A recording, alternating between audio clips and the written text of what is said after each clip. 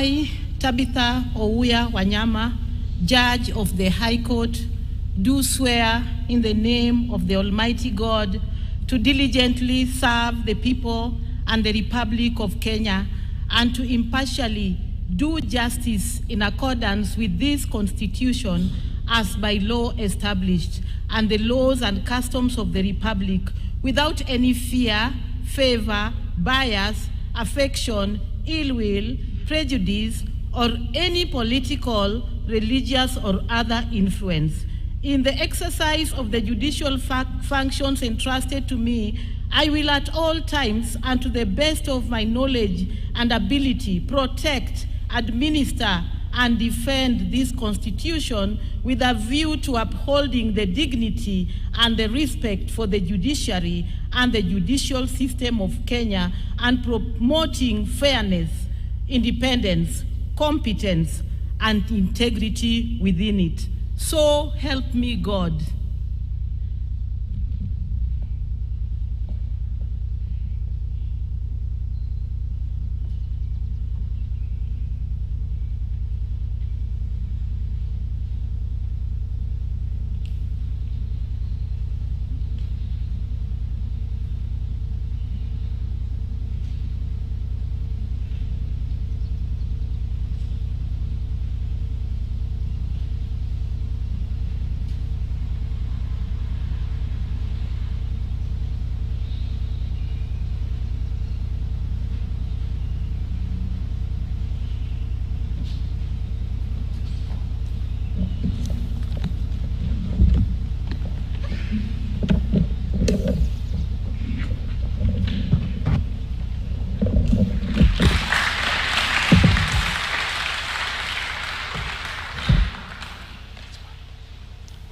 Ms. Rhoda Cherotich Ruto.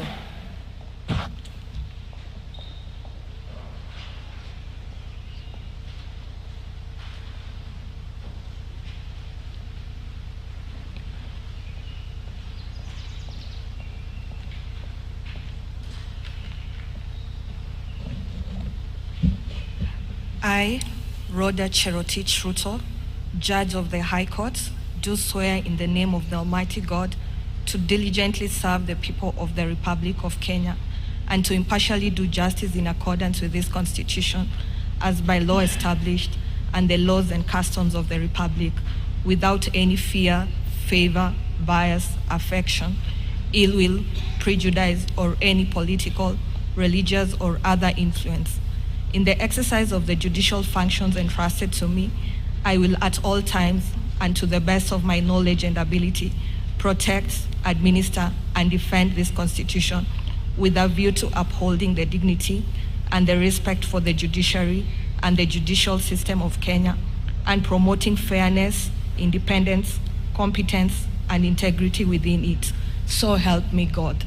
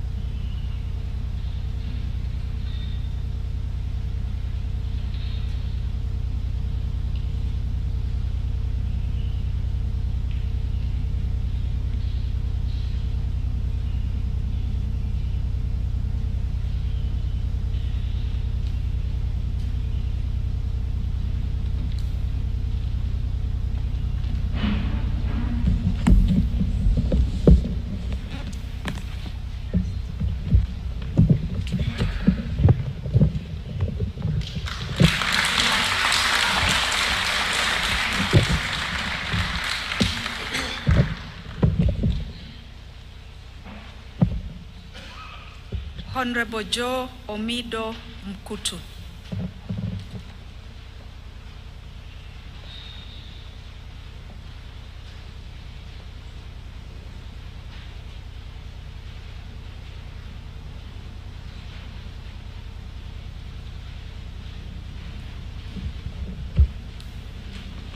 I, Joe Omido Mkutu, Judge of the High Court, do swear in the name of the Almighty God to diligently serve the people and the Republic of Kenya and to impartially do justice in accordance with this Constitution as by law established and the laws and customs of the Republic, without any fear, favor, bias, affection, ill will, prejudice, or any political, religious, or other influence.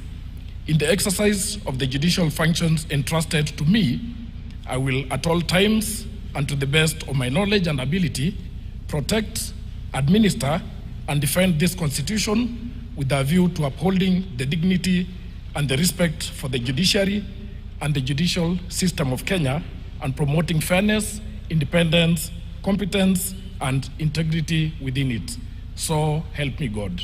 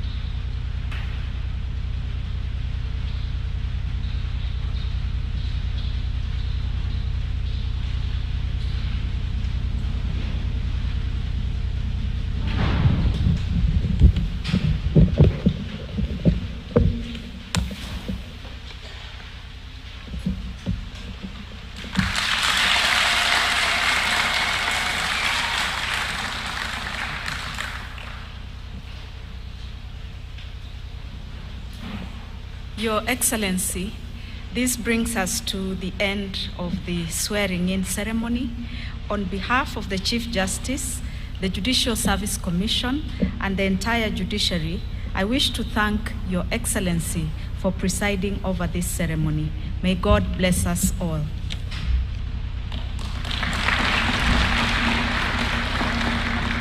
Thank you, Madam Chief Registrar. Your Excellency, sir, the second part of this state ceremony is for the conferment of the rank and dignity of Senior Counsel to the 8 advocates honored on 2nd of August 2022.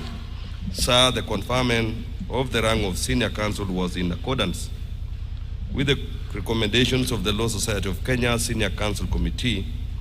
This rank recognizes the recipient's exemplary service to the nation in the legal profession and honors their individual contribution to law and development.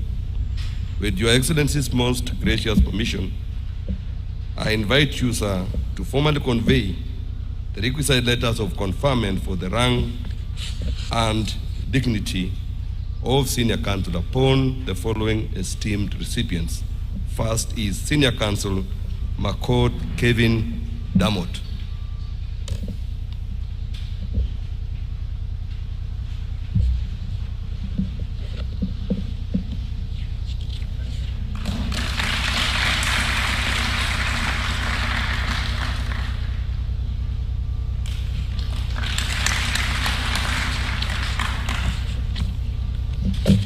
The second is Senior Counsel Kadhenji Mbudi.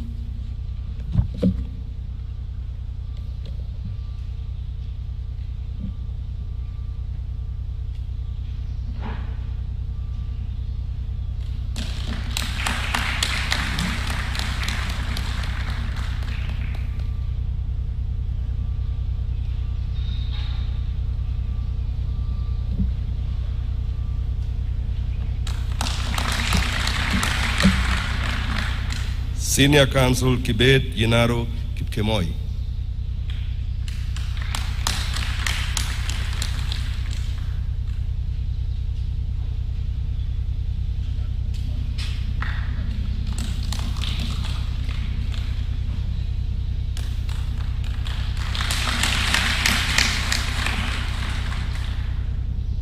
Senior Counsel Kamau Karori.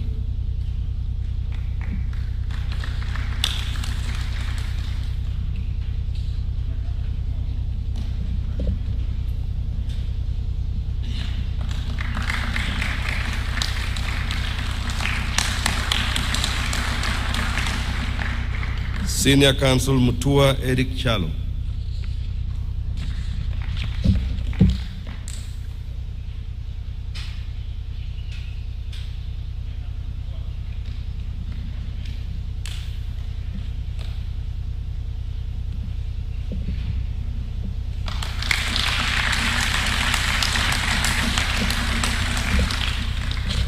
Senior Counsel Kishuhi Allen Wayaki.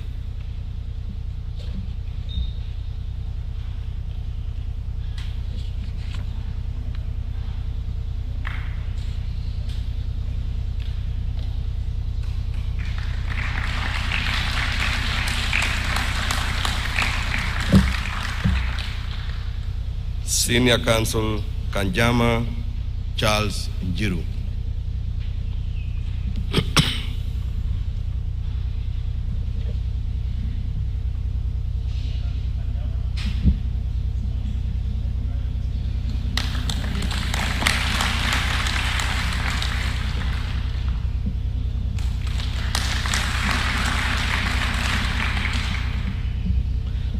Sir, it is now my humble duty and profound privilege to invite Your Excellency to convey your congratulations to the 20 newly appointed judges and to the 8 advocates conferred with the rank of Senior Counsel. Ladies and gentlemen, let us all rise for His Excellency the President.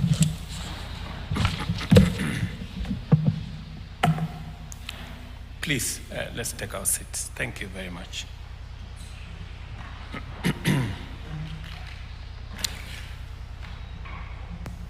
The Honorable Chief Justice and President of the Supreme Court, the Honorable Deputy Chief Justice,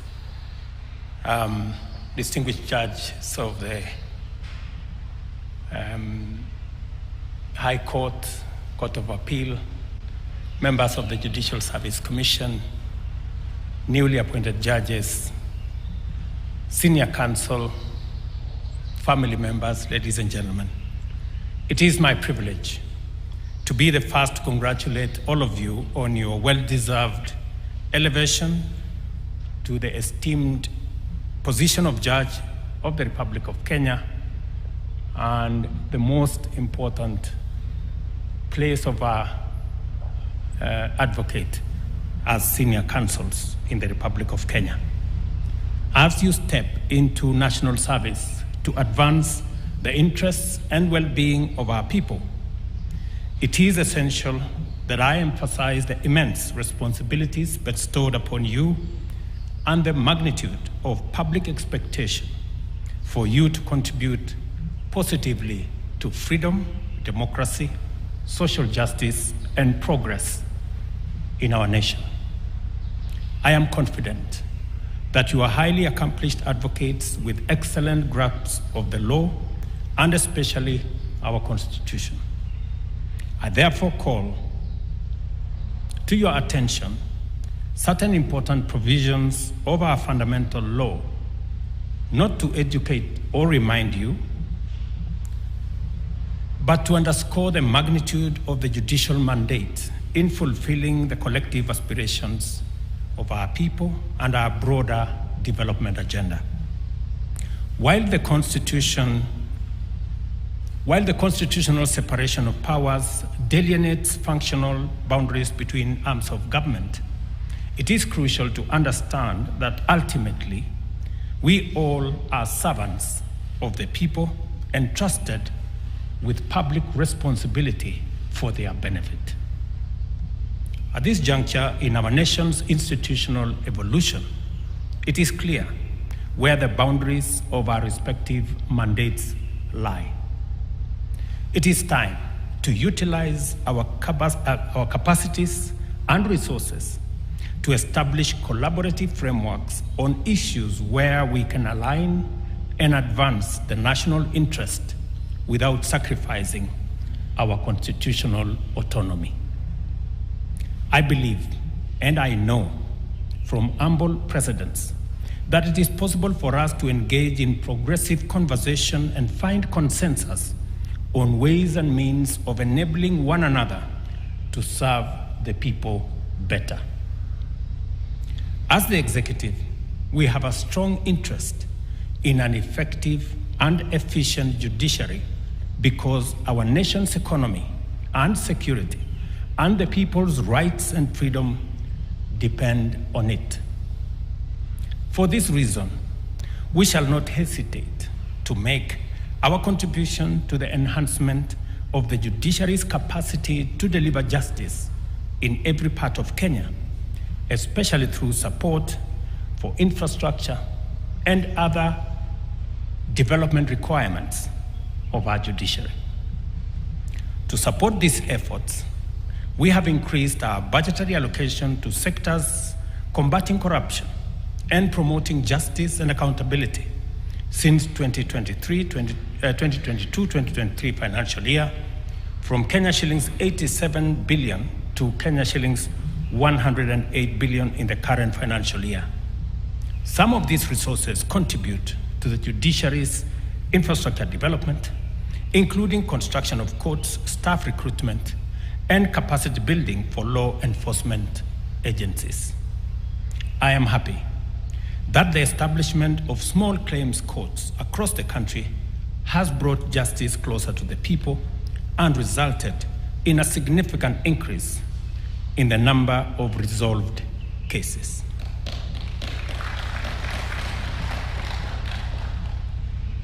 I commend the Chief Justice for this initiative.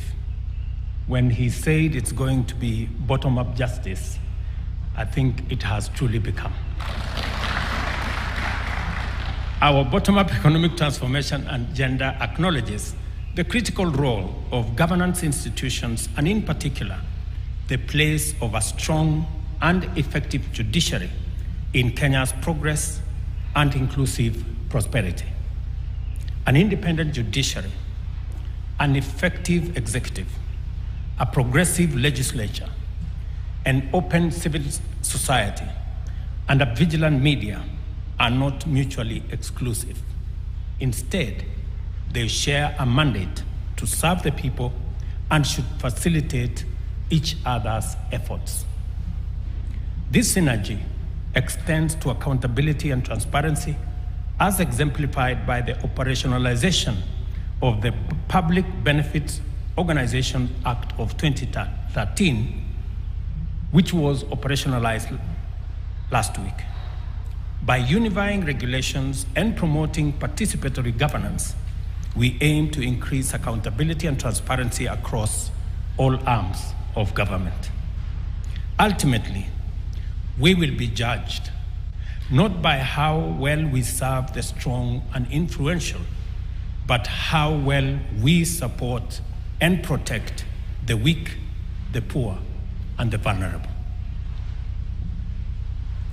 Let us strive to appreciate and support each other's work without compromising constitutional principles. Ultimately, our collective legacy will not be evaluated by how stubborn, combative, or disagreeable we were, but by our contribution to improving the lives of our people and advancing our nation towards prosperity. We are, as we all know, a proudly democratic nation where the people make the final call and elect their leaders as anchored in the rule of law and constitutionalism. As a nation, we subscribe to the principles of checks and balances as established by our Constitution. I encourage you to commit yourselves to serving the people with integrity and professionalism, and to reject corruption in all its manifestations. Without integrity, the credibility of our judiciary, or indeed any other institution, as well as public institutions, is severely questioned. Corruption, even the slightest hint of it, irreversibly compromises the authority and effectiveness of our courts and all our institutions. To accord Kenyans the full promise of our Constitution, each one of you must remain alive to Articles 10 and 159 of the Constitution, as well as the solemn oath you have taken today. Your devotion to these mandates and undertakings, and your commitment to diligently serve the people of Kenya and to do justice to them without fear, favor, bias, affection, ill will, prejudice, or any political, religious, or other influence, as I heard each and every one of you say, will make the difference between progress and failure, freedom and tyranny, and prosperity and destitution for the people of